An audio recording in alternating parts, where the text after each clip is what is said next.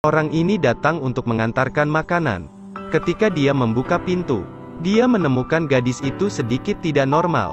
Lalu gadis itu jatuh ke lantai. Gadis ini terlihat kesulitan untuk bernapas. Melihat sedang tidak ada orang di rumah, pria ini bergegas menolongnya. Sekarang dia membantu wanita ini untuk berdiri.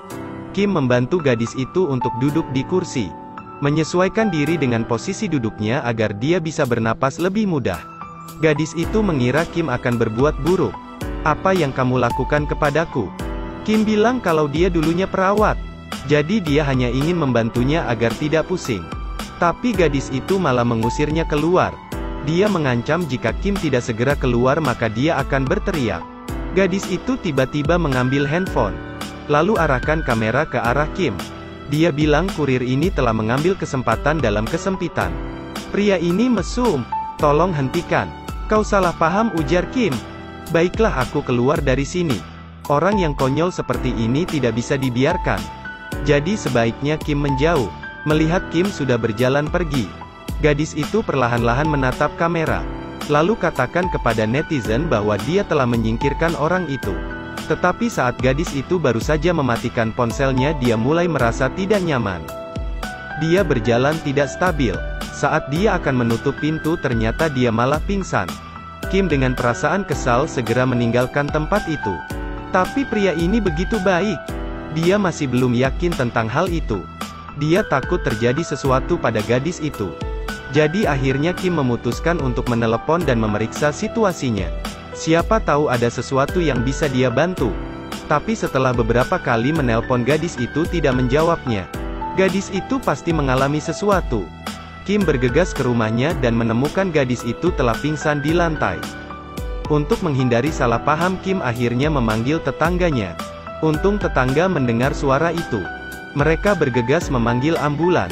Dia dibawa ke rumah sakit tepat waktu. Besoknya Kim mendapatkan telepon dari bos.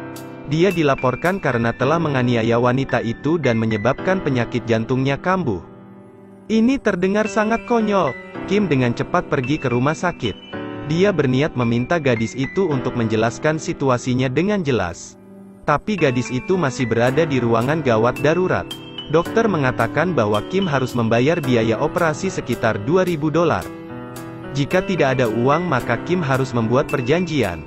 Apakah ini dianggap sebagai kewajiban moral? Kim menelpon bosnya dan meminjam uang $2.000 karena keperluan mendadak. Untuk melunasinya Kim mengatakan dia boleh mengambilnya dari gaji bulanannya. Siapa sangka video ini terlalu cepat viral di internet. Bos takut mempengaruhi citra perusahaan dan segera memerintahkan untuk memecat Kim.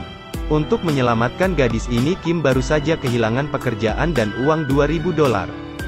Sekarang dia tinggal menunggu gadis itu selesai operasi. Siapa tahu saat terbangun gadis itu membayar ganti rugi.